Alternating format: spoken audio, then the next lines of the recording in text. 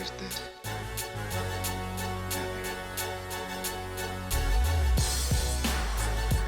That's what I love about these high school girls, man. I get older, they stay the same age.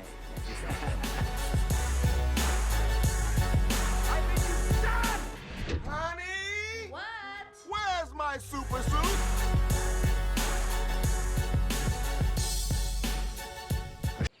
Blake, pick a man, bring your kit. 1917. Oh man. You want to talk about a film that was just truly an experience. You know, I talked about Ad Astra in terms of how visually enthralling and interesting that film was. But this film, Jesus fucking Christ. I hoped today might be a good day. Hope is a dangerous thing. Like, I get it. Like, it's very easy for, I feel like, this film to fall into a gimmick, kind of like Birdman, where they're like, oh, it's the one shot. That's what's carrying it through the whole movie. That's the whole movie's gimmick. I wish I could say that that was this movie's only gimmick. You have a brother in the 2nd Battalion. Yes, sir. They're walking into a trap.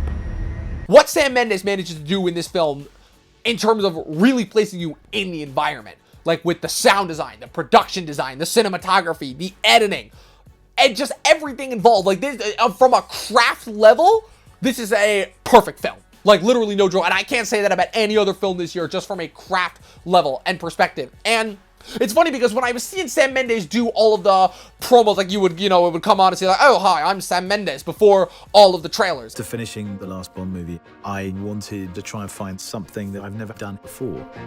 And I kept reading scripts and there was nothing that I wanted to do. And at first I thought that was really pretentious and annoying and just another way to sell the movie and get it for Oscars, but I was very lucky enough to be at a Q&A with Sam and a couple of the cast members, the producers, writers, and the DP, Roger Deakins, afterwards. And what I didn't know is that Sam actually based this on excerpts that he heard from his own grandfather. The idea for the movie came from when I was a very small kid. My grandfather fought in the First World War. His name was Alfred Hubert Mendes. Talking about, what's it called, World War I couriers, and how his grandfather actually was one of those couriers that would literally just have to go across miles upon miles of no man's land in order to deliver these messages. And in terms of getting the one-take style, like, I really, like, after hearing about it and after seeing it in terms of, like, just translating across a harrowing journey, I really don't think there was any other way this film could have been made.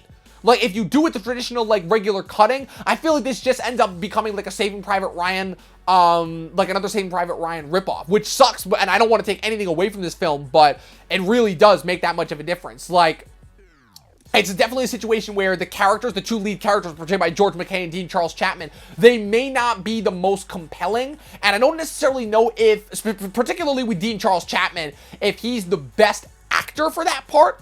But in terms of letting the environment and the scenarios really compel you along until you really feel like you're with these two guys following them on this journey, this film is absolutely unparalleled. I said this in my review. This is a film experience. This is, of all the films that I would say that's not a Star Wars or a Marvel movie to see in the theater, this is one that I would absolutely 1000% recommend to watch in the theater. And yeah, film experience. It's what I keep talking about, that the thing that is slowly going away. And I'm glad that I got one of them that was still really managed to capture that. We will lose 1,600 men. Your brother among them. Good luck.